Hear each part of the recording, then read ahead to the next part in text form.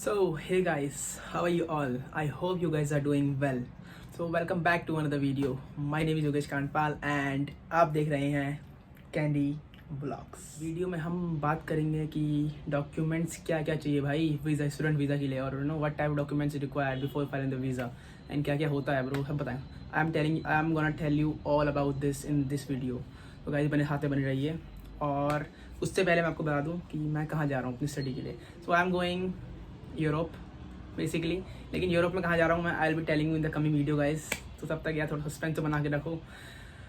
तो बस यही गाइस, मैं यूरोप जा रहा हूँ अपनी स्टडी के लिए और मेरे भी डॉक्यूमेंट्स आई गेस जितने कंप्लीट हो, सारे तो मैं नहीं कहूँगा बट ऑलमोस्ट कंप्लीट हो चुके हैं वीज़ा के लिए। और I will be filing my visa in the coming first week of April. Let's see क्या होता है गाइस। मैं तो दुआ करता हूँ भाई पहले एक बार मिल रहा है यार, दोबारा अपील की जरूरत ना पड़े। क्यों गाइस, सबसे पहले आपको दिखाना चाहूँगा मैं कि जो मेरे डॉक्यूमेंट्स हैं जितना मैं प्रिपेयर कर चुका हूँ अभी तक, कितने हैं वो देखो आप पहले। तो भाई देखो, ये मेरे सारे डॉक्यूमेंट्स अभी तक, इतने मैं अभी तक प्रिपेयर कर चुका हूँ, ठीक है। तो अब मैं आपको बताना चाहूँगा कि मेरे पास पूरी चेकलिस्ट है। देखो ये मैंने पूरी बना रखी चेकलिस्ट स्टूडेंट वीज़ा के लिए, क्या क्या लगते हैं स्टूडेंट वीज़ा में डॉक्यूमेंट्स।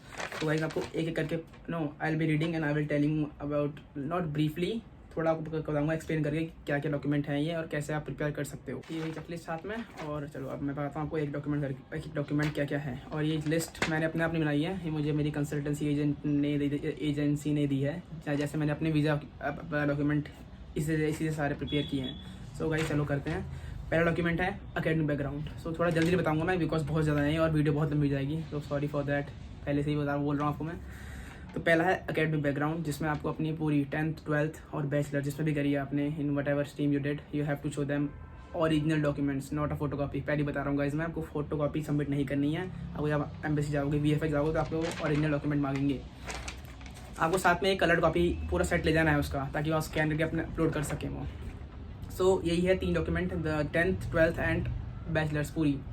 ट्रांसक्रिप्ट ओरिजिनल या provisional, if you have your original degree then good to go, नहीं है तो प्रोविजनल काम चल जाएगा, ठीक है। तो ये ख़त्म। तो दूसरा आता है online visa form application summary. So आप जब वीज़ा अप्लाई करोगे, आपकी ऑब्वियसली आपकी कंसल्टेंसी एजेंसी फाइल करेगी, खुद मत करना भाई, बता रहा हूँ मैं, मत करना खुद, ठीक है। तो जब आप लास्ट में फॉर्म पूरा कर लेते हो तो एक लास्ट में निकलता है एप्लीकेशन फॉर्म समरी, आपको साइन करके ले आना होता है वहाँ पे before going to VFS, before submission of your document, आपको साथ में अटैच करके लेके जाना है, याद रखना। सप्लीमेंट्री थर्ड आता है सप्लीमेंट्री स्टूडेंट वीज़ा फॉर्म। सो क्या है ये? Basically supplementary student visa form एक एम्बेसी का, जब आप जहाँ भी अप्लाई करोगे किसी भी कंट्री के लिए, तो एक सप्लीमेंट्री फॉर्म होता है जिसमें आपका लाइक पासपोर्ट नंबर, आपकी फैमिली डिटेल्स, आपका नाम, सरनेम, फैमिली बैकग्राउंड सब होता है, मुझे आपको साइन करके ले आना था वो भी। तो ये बहुत इंपॉर्टेंट डॉक्यूमेंट है गाइस। अगर आप जाओगे VFS, तो आपको अगर आप लेके जाओ तो आप मुझसे वहीं से आपको वहीं निकालना पड़ेगा डॉक्यूमेंट, तो थोड़ा हेक्टिक हो सकता है, तो पहले से निकाल के ले जाना। और अगर आपकी कंसल्टेंसी ना बताए तो उनको पहले ही बोल देना कि मैम ये भी कुछ होता है, मैम सर जो भी हैं। सो ये हो चुका है। अब आता है the main thing is unconditional offer letter. I am telling you guys, mark my words, unconditional. Condition का काम नहीं चलता है। अगर आपने किसी यूनिवर्सिटी अप्लाई कर दिया है, आपको मिला है कंडीशनल, तो वहाँ पर नीचे कंडीशन लिखी होगी कि आपको इस कंडीशन में ही हम आपको अपने कॉलेज में और यूनिवर्सिटी में एडमिशन देंगे। तो उसके लिए आपको पहले अपने सारे जितने भी उनके वो होते हैं फॉर्मेलिटीज़ वो पूरी करनी होती हैं। तो उसके बाद आपको मिलता है अनकंडीशनल ऑफर लेटर, तो आपको साथ में लेके जाना है, ठीक है, वो भी ओरिजिनल कलर्ड। फिफ्थ आता है मेडिकल इंश्योरेंस लेटर। तो ये तो आपको पता ही होगा गाइस, जब भी आप कहीं बाहर जाते हो तो आपको मेडिकल इंश्योरेंस शो करना होता है। ये तो हर जगह के लिए है, कनाडा, US, कहीं भी चले जाओ आप यूरोप में, तो ये भी आपको वीज़ा फाइल करने से पहले आपको ख़रीदना पड़ेगा और ईमेल आप बाय करना पड़ेगा, और फिर उसकी कॉपी आपको लेके जानी पड़ेगी ओरिजिनल।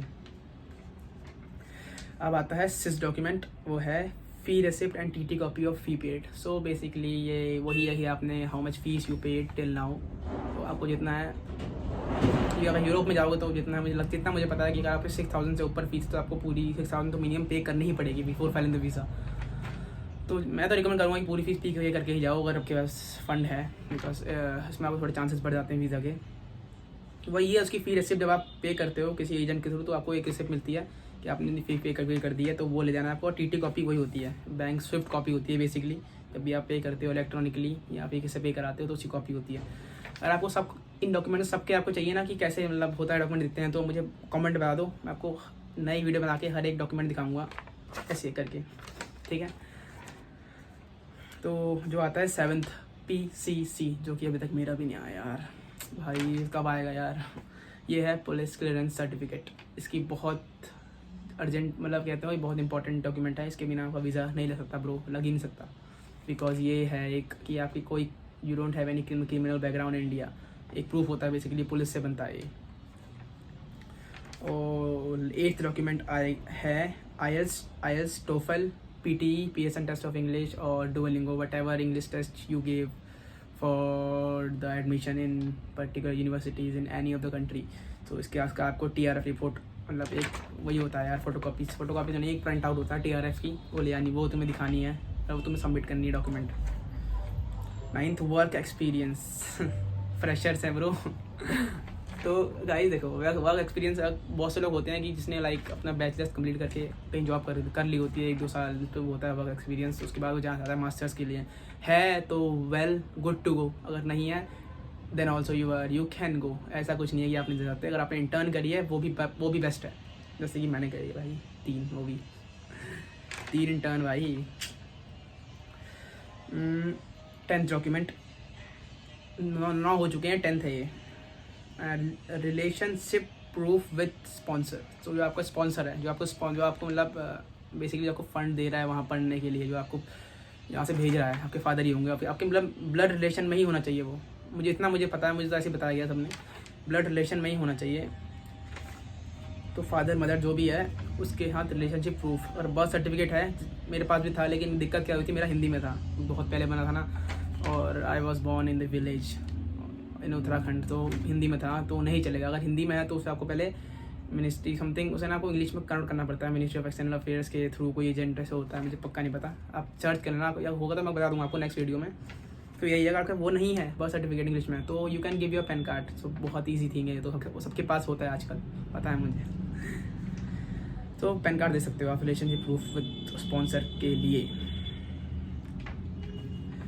और अब आता है affidavit of self and sponsor. Affidavit basically आपको वहाँ पे लिखना होता है एफिडेविट में कि मैं इस कंट्री में जा रहा हूँ और I will be back to my own country after completion of my masters and I will serve my own country. ये सब में आपको पूरा एफिडेविट बनता है आपका, और आपके जितने भी स्पॉन्सर हैं, आपकी मदर और फादर दोनों हैं तो दोनों का बनेगा स्पॉन्सर, जो मैंने बनाया दोनों का। सो यहाँ पे आपकी जो वीज़ा की जो डॉक्यूमेंट्स हैं, जो कहते हैं ना डॉक्यूमेंट्स, वो पूरे हो चुके हैं, लेकिन फाइनेंशियल समरी नहीं। फाइनेंशियल डॉक्यूमेंट्स अलग हैं, ये ओनली कहते हैं ना बेसिक डॉक्यूमेंट्स जो आपको लगेंगे। अब आता है फाइनेंशियल समरी। तो गाइस अब आता है फाइनेंशियल डॉक्यूमेंट्स की बारी। So let's start with this also. इसमें सबसे पहला आता है, तो आपका आता है अगर आपने लाइक कुछ लोन लिया है, एजुकेशन लोन लिया है, तो उसकी लोन सेंशन लेटर यही होते हैं, एंड डिसबर्समेंट लेटर जो बहुत इंपॉर्टेंट है। ये दो लेटर आपके लगेंगे वीज़ा में। और हाँ, लोन के लिए कुछ अगर आपको नीड है, मतलब आपको चाहिए कुछ असिस्टेंस चाहिए, तो गाइस मुझे DM करो इंस्टाग्राम में, या मेरा कमेंट करो यूट्यूब में, बिकॉज जहाँ से मैंने लोन लिया है तो मैं थोड़ा इजी कर दूँगा प्रोसेस आपका, because I know that person. दूसरा डॉक्यूमेंट है saving account and bank balance certificate of all sponsors. अगर आपकी मम्मी स्पॉन्सर है, फादर स्पॉन्सर है, तो उनके दोनों के सेविंग अकाउंट 6 मंथ स्टेटमेंट लगेंगे, ठीक है। और साथ में लगता है बैंक बैलेंस सर्टिफिकेट। तो ये बेसिकली बैंक बैलेंस क्या है, आपको एक सर्टिफाई करता है बैंक बैलेंस, ये बनता है बैंक मैनेजर से, ठीक है। देखो ये है, तो ये सेम ऐसे ही होता है, ये रहा मैंने आप पीछे को लिखा है, ये बैंक बैलेंस सर्टिफिकेट, ठीक है। तो ये बेसिकली स्पॉन्सर बताते हैं, बैंक मैनेजर बताता है कि इनके अकाउंट में इतना बैलेंस है, वो अपनी स्टैम्प लगाता है, सील लगाता है, तो बस गुड टू गो। यही है, मदर फादर दोनों स्पॉन्सर हैं तो। और हाँ सॉरी, आपका भी लगेगा, अगर आपने लोन लिया तो आपका भी 6 month statement, bank balance certificate, और हाँ बस यही है। तो इसके बाद आता है आपका FD बैंक लेटर। तो आपके पास कोई अगर FD है, फिक्स डिपॉजिट, के फादर की, आपकी या फिर मम्मी की स्पॉन्सर हैं, तो वही है, आप वहाँ से बैंक से जाके इसका वो निकाल सकते हो FD लेटर की, मतलब बेसिकली वो FD कब इशू हुई थी, कब एक्सपायर होगी और कितना अमाउंट मिलेगा उसमें। तो बस यही है। और 4th डॉक्यूमेंट है LIC सरेंडर वैल्यू सर्टिफिकेट। अगर आपकी कोई LIC है, आपके फादर की LIC है, मदर की LIC है, तो उसके सरेंडर वैल्यू सर्टिफिकेट बनता है एक, कि अगर आप अभी सरेंडर करोगे तो आपको इतना अमाउंट मिलेगा, तो वो सर्टिफिकेट होता है एक, तो वो भी आपको सबमिट करना है अगर आपकी है तो, ओनली इफ़ एनी।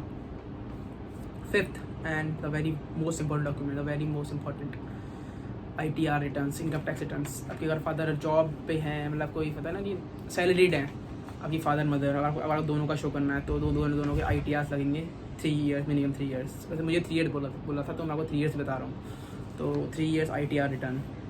तो नेक्स्ट इज़ फॉर्म 16। अगर आपकी फादर या मदर कोई ऑन जॉब है, सैलरीड है, तो फॉर्म 16 आपको पता ही हो गया होगा। उसमें पूरा टैक्स रिटर्न, उसमें पूरा टैक्स का वो पूरा आता है, मतलब वही आता है मेरे कि जितना तुमने इनकम है, इतना आप टैक्स भर रहे हो, इतना कोई डिडक्शंस है, वो सब लिखा हुआ है फॉर्म 16 में। 7th, PPF statement and GPF statement. PPF is personal provident fund and GPF is government provident fund. Sorry यार, थोड़ा भूल गया था, मुझे याद है बट। तो GPF इज़ जैसे मेरे फादर का था, मैंने GPF स्टेटमेंट लगाई है। ये मेरे फादर पैरामिलिट्री में है, सो यहाँ GPF होता है। अगर आप कोई प्राइवेट कंपनीज़ में है तो PPF होता है मेरे ख्याल से। तो उसकी स्टेटमेंट लगा सकते हो आप, कितना फ़ंड है, कितना इंटरेस्ट मिल रहा है, सब होता है पूरी स्टेटमेंट में उसकी, ठीक है। और last but not the least, कि अगर आप जो भी स्टेटमेंट जो भी अपना प्रूफ दे रहे हो ना, जो भी आप डॉक्यूमेंट दे रहे हो फाइनेंशियल समरी में, तो उसका प्रूफ होना चाहिए आपके हाथ। एक अगर आपके इतने डॉक्यूमेंट बने हैं सम फाइनेंशियल डॉक्यूमेंट्स के, उतने ही प्रूफ के भी होने चाहिए कि आपने इतना अमाउंट शो करा है बैंक में, तो इतना ही अमाउंट आपको दिखाना है कि कैसे आया आपके बैंक में। अगर सैलरीड है तो सैलरी स्लिप लगेंगी 3 मंथ की। अगर आपके यहाँ कोई अमाउंट लग गई, मतलब कहीं किसी ने भेजा है, तो उसका प्रूफ कि क्यों भेजा है। भाई ये बहुत दिक्कत करता है, लेकिन ये ध्यान रखना कि प्रूफ चाहिए, मांगते हैं हम लोग। तो गाइस अभी तो फिनिश इतने डॉक्यूमेंट थे जो मैंने बनाए अभी तक।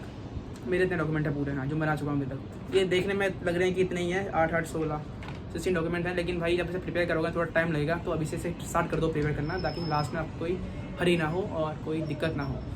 तो गाइस यही थी आज की video. I hope you guys like this video, and if yes, so guys please hit the like button, do subscribe my channel and comment करो यार, ऐसा कर रहे हो और वैसे भी आप सही कर रहे हो। Thank you so much guys for watching, bye bye, take care।